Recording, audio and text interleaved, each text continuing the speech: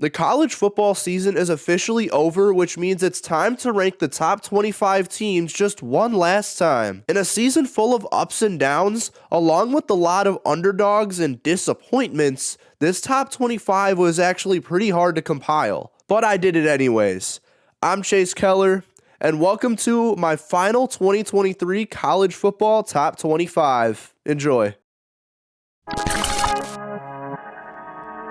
Kicking off this top 25 is West Virginia, who finished the season 9-4 and dominated North Carolina in their bowl game. Outside of the Oklahoma game, they finished their season really strong with wins over BYU, Cincinnati, and North Carolina. They put together a pretty solid run game, and behind a breakout season from Garrett Green, they finished 9-4 and 4th in the Big 12. Going through this top 25, that actually kinda shocked me. Liberty stays in the top 25 at number 24 despite getting their ass kicked by Oregon. I've been pretty high on Liberty for the entire second half of the season, and Caden Salter has been one of my favorite players to watch. Even if they got blown out in the Fiesta Bowl, I don't take bowl games too seriously, and they still finished with an impressive 13-1 record. With Salter returning next season, Liberty could be on the map yet again. After a very rough start to the season, Memphis digs their way to 23rd on this list. Sure, they finished 4th in the American Conference, but I have them as the highest team in that conference. They ended the year 6-1, with their only loss in that span being a 4-point loss to conference champs SMU. And after their manhandling of Iowa State in the bowl game, they find their way onto this list. NC State keeps their spot in the top 25, ending up in 22nd. I've been pretty mixed on NC State this year. On one hand, they finished the season 5-0. But on the other hand, they got blown out by Duke and Notre Dame. They were a good team overall, and their run defense is what helped them get key wins over Will Shipley and Clemson and the entire Virginia Tech rushing attack. Very decent season for NC State. I feel like I put Kansas too low at 21, but then I realized the AP poll has them unranked. With both Jason Bean and Jalen Daniels doing their things when they were starting, this team feels like they should be better than 9-4, and they should have. With losses to Texas Tech and Oklahoma State, but a huge win over Oklahoma, they finished their polarizing season in the 21st spot. Speaking of Oklahoma State, they end the season 20th in my rankings. If you thought Kansas was a polarizing football team, oh, just wait until you hear about Oklahoma State. I don't understand how you upset Oklahoma 27-24 and then pull an absolute dud the next week, losing to UCF 45-3. Anywho, they still finished with 10 wins, and they deserve some respect. Moving on to 19th, the team that beat 22nd ranked NC State in the Pop-Tarts Bowl make their appearance. That obviously being Kansas State. Their defense kind of tanked to end the year, and losing Will Howard is really bad. But we're talking this season. Their win over NC State saved them, but losing to teams like Texas, Iowa State, and Kansas on their third-string quarterback is pretty concerning. Still, they ended the year strong, and they end the year 19th. A team that I was never really impressed with in Penn State finds their way to 18th. Their 3 losses came to top 11 teams this year, and Drew Aller did not impress me at all. Even then, they still deserve their props. Dominating wins over teams like Iowa, Northwestern, and Maryland deserves some credit. With a brutal bowl game loss to Ole Miss, they fall hard, but not too hard, as they still remain in 18th. I still don't know how Clemson ended up 17th on my year-end list, but they did. And hear me out. They started the year 4-4, but with a dominating end to the regular season and an electric bowl game win, they finished 5-0 and ended the season with a record of 9-4. Their defense is so good. Sure, their offense was never really performing as expected, but their defense stayed elite all year. With the fantastic end to the season, they find their way to 17th on my top 25. Louisville finds their way to 16th on my year-end list, which may be another controversial pick. They got killed by Miller Moss and USC, but they don't move up or down after that loss. Why is that? They still had a very solid season overall. No one expected them to be up in the top 25, let alone at 16. Ending the year 0-3 is pretty concerning, but I still can't disregard their 10-1 start. Louisville finds their way to 16th on my list. Oh my goodness. Tennessee looked elite in their bowl game, which allows them to jump up to 15th on my year-end list. Their team was actually pretty strong for a majority of the year. Sure, getting blown out by Georgia and Mizzou is not ideal, but they still found ways to impress me this year.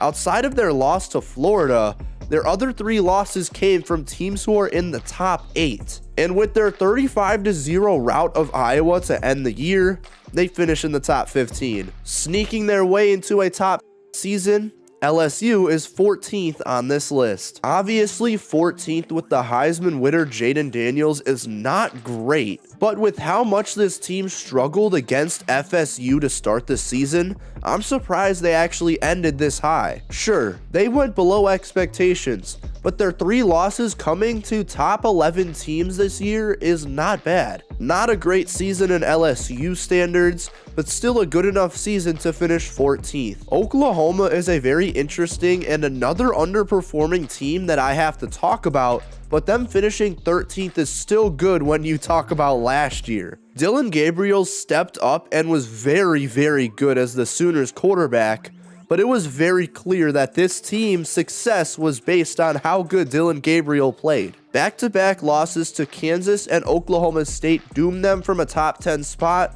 along with their loss to Arizona to end the season. Nonetheless, 13th is still a very impressive spot, but maybe not on Oklahoma standards. Moving on to 12th place, the independent Notre Dame finds their way onto this list. This season was full of ups and downs, and let's disregard their obvious blowout win over Oregon State in the bowl game. That was really easy to predict. They had more ups than downs. Losing to Louisville and Clemson is obviously not ideal, but blowing out 2 ranked teams is. For these reasons, the interesting season of Notre Dame still finds their way to 12th on this final top 25. Despite their big win over Penn State to end the year, Ole Miss still stays in 11th place. The AP poll had them in 11th. I saw them as a borderline top 15 team going into the bowl game against Penn State. Obviously, that opinion has changed. Their dominating offense was great all year, and while Judkins entered the portal, they returned so much of their offense that it could be even more deadly next year. With them continuing to add in the transfer portal as well, this team could very easily be a top 10 team next year. The shock of the century as we enter the top 10. Arizona was not expected to be up this high, but they absolutely deserve it. Fafita, McMillan, Coleman, even more offensive studs that dominated all season, with the exception of Fafita since he came in at quarterback mid-year. And that's not to downplay this defense who looked very stout in the run game. I can't lie. I am so surprised that Arizona finished 3rd in the Pac-12 this year. As a result, they find their way into the top 10. I almost put Arizona over Ohio State in my rankings, but I decided to keep OSU at 9. Only 2 losses on the season, but those 2 losses were huge, by 6 to Michigan and by 11 to Mizzou. But ending the year 0-2 is not good. I didn't want to pull the trigger on them being a playoff team almost all season, and the end of the season kind of just proves that. Because of their fall off to end the season, they finished the year in 9th place. The team that beat Ohio State ends the year in 8th. Here comes the Zoo. This team was also shockingly elite this year, and their offense looked unstoppable at some points. Former walk-on Cody Schrader was elite. The Brady Cook and Luther Burden connection was elite. The offensive line was pretty good. This team and their offense just looked so fun to watch all year, which is why they end the season in 8th. I was so torn and, okay, yeah, I am still torn on putting Florida State in 7th place. On one end, this team was a playoff team with Jordan Travis at quarterback. Obviously, losing him is big, but obviously being 13-0 Power 5 champs is deserving of a playoff bid. On the other hand, they looked god-awful without Jordan Travis, and without him at quarterback, yeah, they're not a playoff team at all. So through debating top 5 and at some points not even putting them in the top 10, they finished 7th in my final poll. Just missing the top 5, I have Oregon, who I've actually debated for the top 5 a good chunk this year. They finished the season at 12-2, with both losses coming to Washington, who placed in the top 5, so they're obviously legit. They blew out 4 ranked teams this year and ultimately exposed all of them. Only one of those 4 remains in my top 25, and that's Liberty. So with that huge win over Liberty, they finished 6th in my final top 25. Before I get into the top 5, here are 5 honorable mentions that barely missed out on the list. Iowa's defense was one of the best in the country this season, but with their loss to Tennessee in the bowl game, they drop out of the top 25 and land in 26th. Duke ended the season 2-4, but with a win over one of my most underrated teams in Troy, they end in 27th. Oregon State was competitive and underrated for a majority of the season, but after losses to Washington, Oregon, and Notre Dame to end the year, they find their way in 28th. SMU was ranked in my eyes going into the bowl games, but after a devastating loss to a 6-6 Boston College team, they find their way out of the top 25 in 29th. And Air Force was always underrated to me,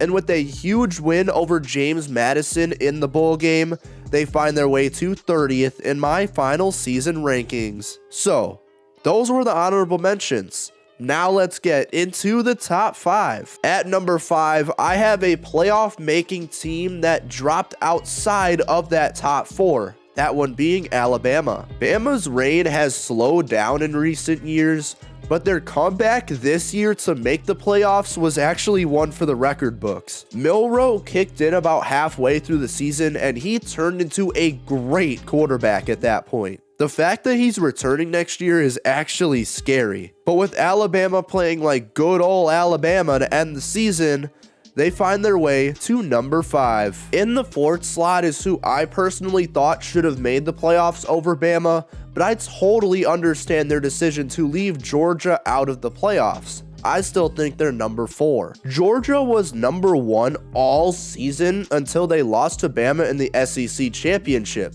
which is why they dropped all the way to 6. Sure, I had Georgia at 3 for the second half of the season, being Michigan and Washington top 2, but I still think Georgia should have made the playoffs. The offense did what it needed to this year, and the defense looked elite once again, with a stacked secondary leading to a great pass defense. With Georgia finishing the year looking elite against Florida State, they end the year in 4th on my rankings. The Texas Longhorns make their way to 3rd on my list, which makes sense given that they are number 3 and lost to number 2. Other than their loss to Oklahoma, Texas has looked fantastic all year, even in their playoff loss to Washington. Quinn Ewers led this team to absolute success.